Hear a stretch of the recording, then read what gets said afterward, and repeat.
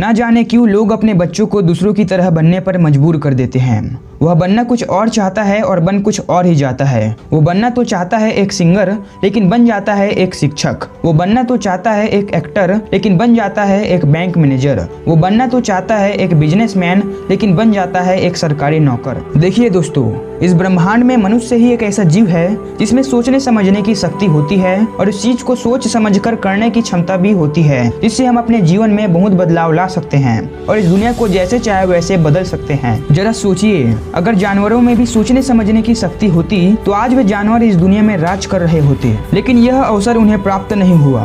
खुद को और इस दुनिया को बदलने की शक्ति मनुष्य को ही मिला है। इसलिए दोस्तों, खुद पर मेहनत करना शुरू कर दीजिए। आखिर क्यों एक सर्कस का शेर आग के ऊपर से कूद जाता है? आखिर क्यों एक सर्कस का भालू एक बड़ी सी बॉल के ऊपर चढ़कर अपना बैलेंस बना लेता है? ये सभी जानवर दो चीजों से एक्सपर्ट हुए हैं। पहला है सीखने की कला और दूसरा है प्रैक्टिस। सीखने की कला सभी जीवों में होता है, लेकिन जानवरों को किसी चीज को सीखने के लिए समय लगता है जब तक कोई मनुष्य उसे सिखा न दे। सर्कस वाला उन जानवरों को बार बार उन चीजों को सिखाता है, बार बार प्रैक्टिस करवाता रहता है। बार बार प्रैक्टिस करने की वजह से वे जानवर उन सिखाए गए चीजों को सीख जाता है। अगर ये जानवर कर सकते हैं तो आप तो एक मनुष्य हैं।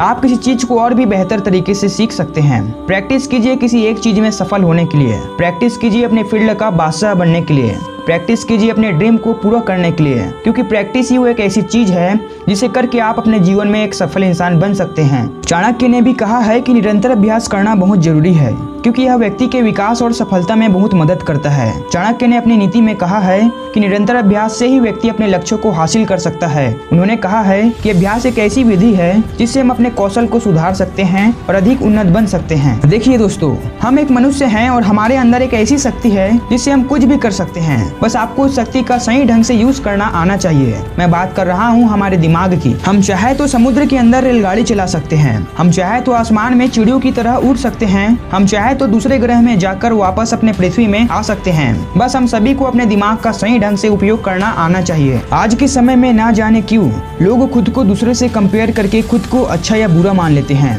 दोस्तों, मैं आप सबसे एक ही बात कहूंगा कि आप जैसे भी हैं बहुत अच्छे हैं। एक काला व्यक्ति किसी गोरे व्यक्ति से कंपेयर करके खुद को बुरा मान लेता है। एक गरीब व्यक्ति किसी अमीर व्यक्ति से कंपेयर करके खुद को गरीब मान लेता है। बात की जाए रूप रंग की तो इसे बदला नहीं जा सकता, लेकिन अगर बात की जाए गरीबी और अमीरी की तो इसे बदला जा सकता है। एक गरीब व्यक्ति मेहनत करके अमीर बन सकता है, लेकिन एक अमीर व्यक्ति गरीब बिल्कुल नहीं बनना चाहेगा, क्योंकि अमीर बनने से पहले वो भी किसी जमाने में गरीब था और अब वो दोबारा उन हालातों से गुजरना नहीं चाहेगा। जब हमारा जन्म हुआ तब ना तो हम कुछ लेकर आए थे और ना ही कुछ लेकर जाएंगे। इसलिए मेहनत कीजिए अमीर बनने के लिए, ताकि आप अपनी जिंदगी सुख से जी सको। बिल गेट्स कहते हैं कि अगर आप गरीब पैदा हुए हैं तो यह आपकी गलती नहीं है, पर अगर आप गरीब ही मर जाते हैं तो यह आपकी गलती है। एक समय की बात है, एक शहर में दो व्यक्ति रहते थे, जिसमें एक का नाम था गोल्डी जो रिच क्लास फैमिली से बिलोंग करता था, और दूसरे व्यक्ति का नाम था सुंदर प्रसाद जो मिडिल क्लास फैमिली से बिलोंग करता था। दोनों एक स्टूडेंट थे और हैरानी वाली बात तो यह है कि दोनों एक ही कॉलेज में एक साथ पढ़ा करते थे। अब आप सोच रहे होंगे कि सुंदर प्रसाद तो एक मिडिल क्लास फैमिली से बिलोंग करता है, तो वह गोल्डी के साथ कैसे पढ़ रहा है,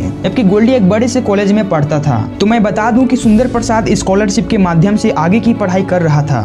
सुंदर प्रसाद दिखने में थोड़ा काला था, लेकिन पढ़ाई में बहुत ही एक्सपर्ट और तेज दिमाग वाला विद्यार्थी था, जबकि दूसरी ओर गोल्डी दिखने में बहुत ही हैंडसम था, लेकिन पढ़ाई में उतना ही कमजोर था। लेकिन फिर भी लड़कियां उस पर मरती थी, क्योंकि गोल्डी भले ही पढ़ाई में कमजोर हो, लेकिन बंदा पैसों वाला था। सुंदर प्रसाद पढ़ाई में एक्सपर्ट होने के कारण कुछ लड़कियां उससे इम्प्रेस तो हो जाती थी, पर सुंदर प्रसाद मिडिल क्लास फैमिली से बिलोंग करता था और दिखने में थोड़ा काला था, जिसकी वजह से वे लड़कियां अपने दिल की बात उससे ना कह पाती थी। उल्टा गोल्डी के फ्रेंड्स उसका मजाक उड़ाया करते थे। लेकिन सुंदर प्रसाद इन सभी को नजरअंदाज करते हुए अपनी पढ़ाई पर ध्यान देता।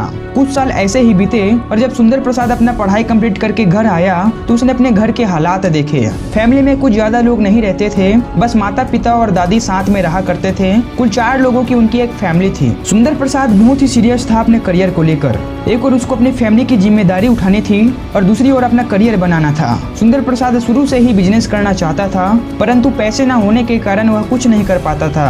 पर अब वह बहुत ही सीरियस था बिजनेस को लेकर। उसने बैंक से लोन लिया और अपना बिजनेस स्टार्ट कर दिया। बिजनेस के शुरुआत में ही उसे लॉस का सामना उठाना पड़ा, लेकिन सुंदर प्रसाद शुरू से ही बिजनेस करने के लिए बहुत तैयारी किया करता था। इसी वजह से उसे ज्यादा लॉस का सामना नहीं करना पड़ा और कुछ सालों के मेहनत के बाद वह सक्सेसफुल बिजनेसमैन बन गया। और कॉलेज में जो उसके साथ पढ़ा करता था गोल्डी नाम का विद्यार्थी, वो उसके अंडर काम करने लगा। एक सफल इंसान बनने के बाद उसने एक सुंदर लड़की से शादी कर ली और खुश रहने लगा।